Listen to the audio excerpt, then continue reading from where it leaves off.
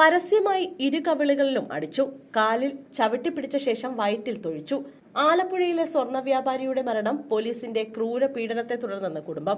ആലപ്പുഴയിലെ സ്വർണ്ണ വ്യാപാരി കസ്റ്റഡിയിലിരിക്കെ മരിച്ചത് പോലീസിന്റെ ക്രൂര പീഡനത്തെ തുടർന്നെന്ന ഗുരുതര ആരോപണവുമായി കുടുംബം. മോഷണം മുതൽ വാങ്ങിയെന്നാരോപിച്ച് പോലീസ് അറസ്റ്റ് ചെയ്ത വ്യാപാരി ക്രൂരമർദ്ദനത്തിനാണ് ഇരയായത്. മണ്ണഞ്ചേരി പൊന്നാട് പണിക്കാപ്പറമ്പിൽ രാധാകൃഷ്ണന്റെ അസ്വാഭാവിക മരണവുമായി ബന്ധപ്പെട്ടാണ് മകൻ രതീഷിന്റെ പരാതി.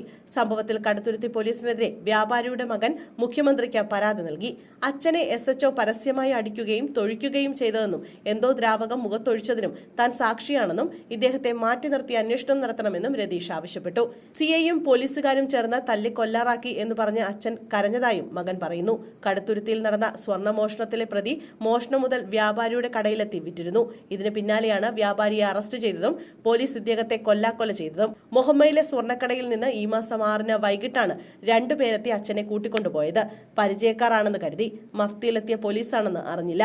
രാത്രി കടയടയ്ക്കാറായിട്ടും അച്ഛൻ തിരിച്ചു വന്നില്ല. പിറ്റേന്ന് പുലർച്ചെ 3:50-ന് കടുത്തുരുത്തി പോലീസ് സ്റ്റേഷനിൽ നിന്നും വിളിച്ചു. അച്ഛനെ അറസ്റ്റ് ചെയ്തെന്നും ഉടൻ വരണമെന്നും പറഞ്ഞു. സംഭവം മനസ്സിലായില്ലെങ്കിലും അപ്പോൾ തന്നെ സ്റ്റേഷനിലേക്ക് പോയി. എന്നാൽ അച്ഛനെ കാണാനായില്ല.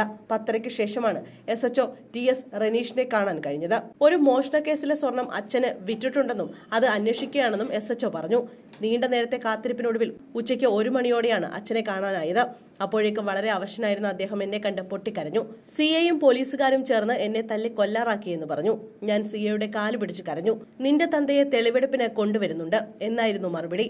തുടർന്ന് അച്ഛനെയും കൊണ്ട് ഒരു സ്വകാര്യ കാറിൽ അവർ കടയിലെത്തി. കഴുത്തിൽ പിടിച്ച് വലിച്ചാണ് കൊണ്ടുവന്നത്. എല്ലാവരും കാണുകെ CI അച്ഛന്റെ ഇരു കവിളിലും അടിച്ചു. ഒരു കാലിൽ ചവിട്ടിപ്പിടിച്ച് വയറ്റിൽ തൊഴിച്ചു. അച്ഛൻ സ്വർണ്ണക്കമ്പി വലിക്കുന്ന യന്ത്രത്തിൽ തലയടിച്ചു വീണ ബോധരഹിതനായി. അപ്പോൾ കുപ്പിയിലിരുന്ന എന്തോ ദ്രാവകം CI അദ്ദേഹത്തിന്റെ മുഖത്തൊഴിച്ചു. പിന്നീട് ജീപ്പിലേക്ക് വലിച്ചിട്ടു. ബഹളം വെച്ച് ഞാനും ആ ജീപ്പിൽ കയറി. ആദ്യം അടുത്തുള്ള ആശുപത്രിയിൽ കൊണ്ടുപോയി. അവിടെ നിന്നും സ്ട്രെച്ചറിൽ കിടത്തി അടുത്ത ആശുപത്രിയിലേക്ക്. അവിടെ എത്തിയപ്പോഴാണ് അച്ഛൻ മരിച്ചെന്നറിഞ്ഞത്. അദ്ദേഹം സൈനൈഡ് കഴിച്ച് ആത്മഹത്യ ചെയ്തുവെന്നാണ് പോലീസുകാർ പ്രചരിപ്പിക്കുന്നത്. അത് ശരിയല്ലെന്നും രതീഷ് നൽകിയ പരാതിയിൽ പറയുന്നു.